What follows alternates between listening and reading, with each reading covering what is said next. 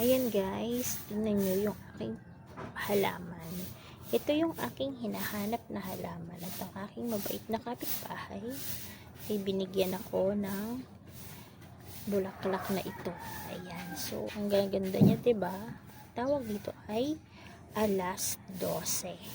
So,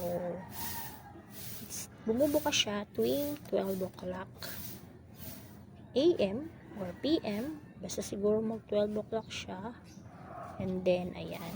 So, madami na niyang flowers. Nung hiningi ko to, wala pa tong bulaklak. Ngayon, sa aking pangangalaga, ang dami na niyang flower. Tsaka may iba-iba rin akong mga halaman. Ito si, ang sabi sa akin ng tita ko, ito ay si Lucky Money. Ayan. Tapos ito naman, yung different na halaman ko. Ayan. Iba-iba siya. Puro siya courting heart. Ayan. So, pagmahal tayo, ayan, puro courting heart yung ating halaman. Ito naman, yung isa ko pang halaman, hindi siya alam pa ang pangalan niya. At ito, syempre, kilalang kilala, ang ating aloe vera. At ito, gamot daw ito sa sakit ng tiyan. Yun ang sabi nila. So, humingi ako ng tanim nito. At ito, isang part ito ng flowers na hindi ko rin alam kung ano yung pangalan. Sorry. At ito ang ating kilalang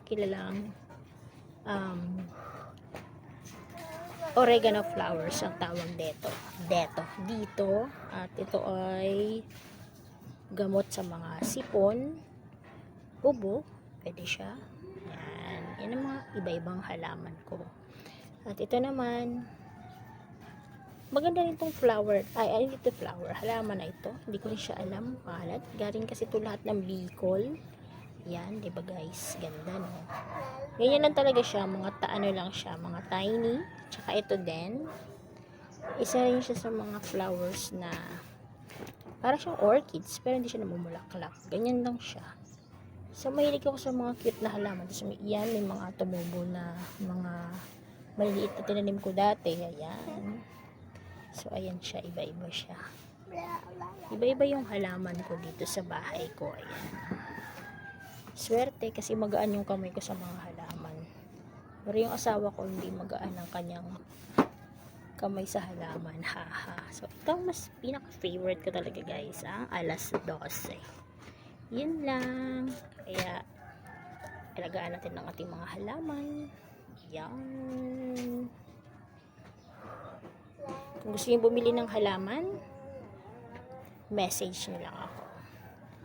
At ito ang aking vlog for today's Pops Colette sharing.